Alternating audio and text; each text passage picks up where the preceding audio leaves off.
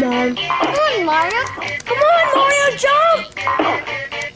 If you were 10 years old in 1996, you were probably begging your parents for a new Nintendo 64. I know I already have a Super Nintendo, Mom, but it's not the same thing. This time, Mario's 3D. If you were 16, you were putting in extra hours at Radio Shack to buy a used Camaro as your first car. If you were 30 and married, you were probably shopping for a Caravan. But if you were 30 and single, well then you just might have had your eyes on a luxury coupe. If the $43,000 Lexus SC base price was out of your budget, then maybe you were looking towards Acura. Now Acura was going through some big lineup changes during this time. For the 96 model year, the Vigor had been replaced by the TL. The Legend had made way for the RL. Up until this point, Acura's flagship Legend had always been available in a sedan or a coupe. But the new 3.5 RL was sedan only, leaving an empty space for a coupe model in Acura's new lineup. Acura would promptly fill that gap in 1996 with the all-new CL model. Now even a fully loaded 3-liter CL coupe featuring Honda's brand new J-Series V6 was by no means a direct replacement for the Legend coupe. Priced at just under $27,000, it was more than $10,000 cheaper than a Legend coupe would run you in 1995.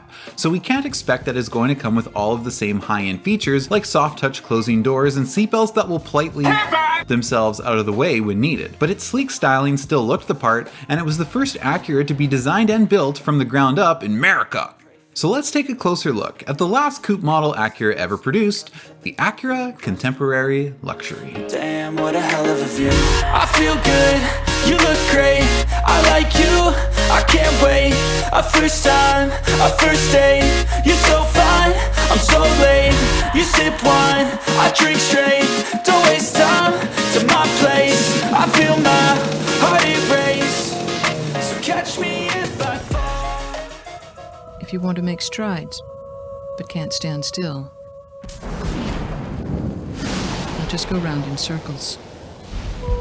If you drive a performance coupe, but do it only for fashion, you're not driving a CL from Acura. The first generation Acura CL went on sale in 1996, with the 4-cylinder 2.2 CL hitting the showroom floors first, and the upper trim V6 following later in the year, badged as the 3.0 CL. The CL was designed specifically to appeal to the North American market, and was built at the East Liberty, Ohio plant. While the CL looks very unique from the outside, it is built on the 5th generation Accord platform. The 2.2 CL used the F22B1, the 2.2-liter VTEC engine found in EX 4-cylinder Accord models. The interior, while it certainly has been upscaled, is pretty clearly just a revamped Accord interior.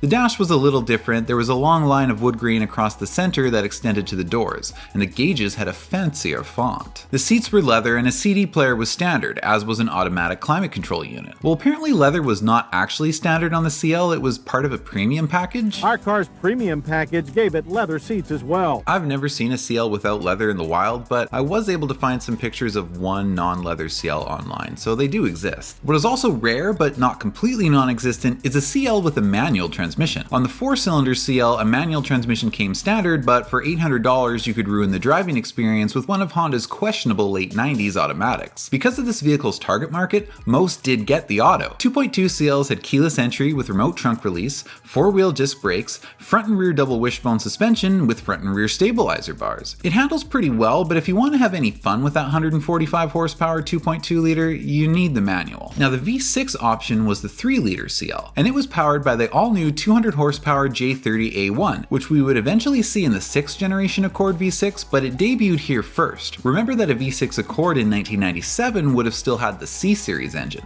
Unfortunately though, 3-liter CLs were automatic only. Other upgrades the 3-liter CL had over the 2.2 was heated mirrors, heated seats, and 8-way power adjustable seats for the driver. 3-liter CLs also got an upgraded Bose audio system and different alloy wheels. Now in 1998, the CL actually got some pretty significant changes, especially on the 4-cylinder model. The Accord was now on the 6th gen platform, with the 4-cylinder now using the 2.3-liter VTEC. This change was carried over to the CL, with the 4-cylinder CL now badged as the 2.3 CL. That extra tenth of a liter displacement bumped horsepower up by 5. But that's not all. Much of the rest of the chassis was updated too. To demonstrate this, let's take a look at the brakes. 5th gen Accords still use that highly annoying captive rotor design. Now captive rotors are when the rotors, hub, and wheel bearings are all bolted together as an assembly, meaning that all has to come apart in order to do a brake job. It's a pain. Accords up until 1997 have this setup, and so does the 2.2 CL. But 6th gen Accords have the more modern conventional setup. where the rotor is separate from the hub and bearing and is held on by the wheel once the lug nuts are torqued down. This change was carried over to the CLs as well for 98, which makes me very happy as someone who has owned multiple 2.3 CLs. But the 1998 upgrades don't end there. The 2.3 CL got new alloy wheels, which I think are nicer, and an updated grille with vertical grille lines. And as we know from the TL, vertical grille lines are way more upscale. The interior was upscaled more as well. There was a more modern steering wheel. Remember how it took a couple years in the 90s for manufacturers to figure out how to integrate the airbag and the horn button? There was also more wood grain. It was now extended down around the radio and onto the center console around the shifter. The gauge cluster now had red needles. All of these details are small, but added together it makes the 98 CL interior feel much more upscale than the 97. On the 3-liter CL we have all of the same updates plus new heated seat switches. In 1999 the CL was pretty much unchanged, save for a cargo net that was now standard equipment. 1999 was the last year for the first gen, and with just 3 model years, first gen CLs are pretty rare to see nowadays, especially one with a manual. I love my manual 2.3. If you can find one, I definitely recommend it. Now it may not be as well equipped as the flagship or as fast and flashy as an SC, but sometimes when the occasion calls for a fancy coupe but the wallet calls for something more economical, you know the CL will have you covered.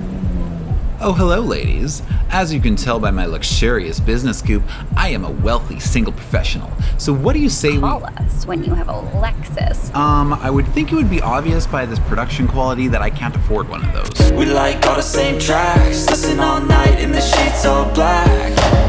Said I'm falling fast, don't remember life before you, that's fact. We didn't get a CL for the 2000 model year, but for 2001 the CL was back, now badged as the 3.2 CL. This new CL was no longer based off the Accord. As you can probably guess, the 3.2 CL was based off the second generation 3.2 TL. It's quite literally a TL with 2 doors. The interior is nearly identical, and the engine is the same 3.2 liter J series rated at 225 horsepower. Not that that was necessarily a bad thing.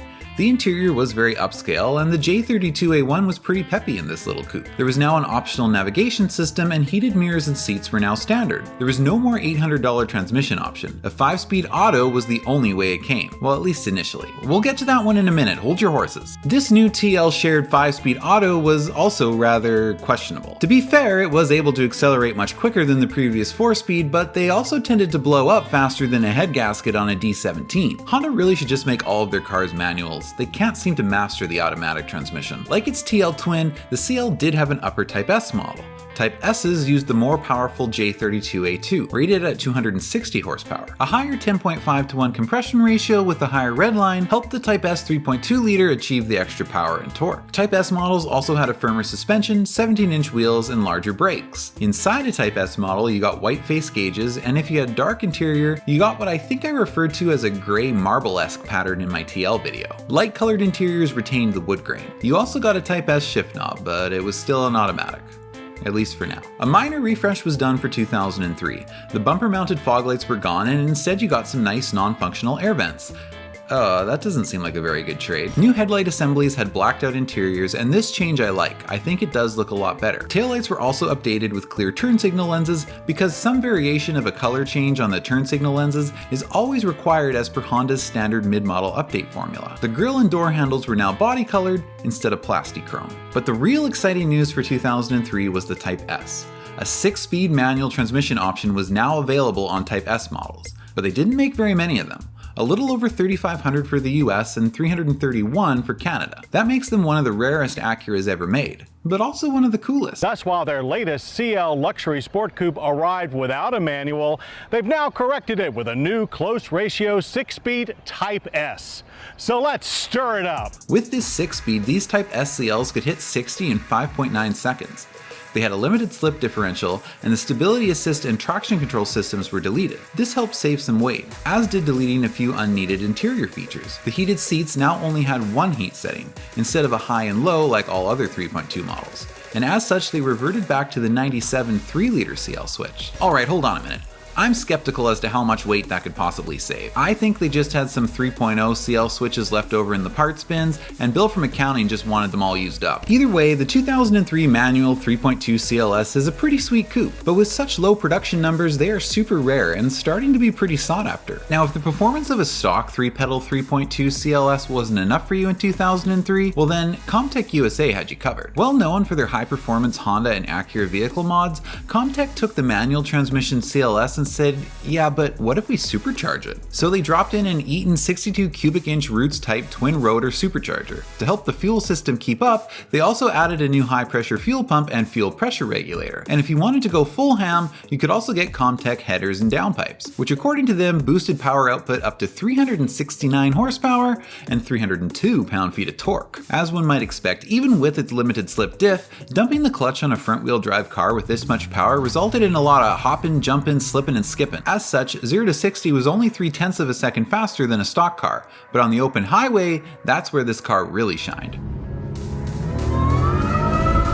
130 could be achieved in about 23.6 seconds as opposed to 33 seconds on the stock CL. Adding this kit would crest this car's price tag above $50,000 in 2003 money. As for how many Comptech Supercharged CLSs are out there, I don't know, but seeing how limited the manual CLS production numbers were to begin with, safe to say there ain't too many of them around. 2003 would be the last year for the CL. The TL was redesigned for 2004, but Acura no longer saw a need for a coupe in their lineup. We were officially entering the era of SUVs and crossovers. At least Acura ended their coupe production on a high note. Meanwhile, I don't know what Lexus was thinking with the new SC. Good thing it wasn't their last two-door. Well, I feel like an idiot driving this, but they said they wanted a Lexus. Oh, hello ladies. As you can tell by my luxurious, I don't have to recite the whole line again, do I? I got a Lexus, are you happy? Call us when you have an Infinity. You want me to get a Datsun? Oh, that's right, these came out in 2003.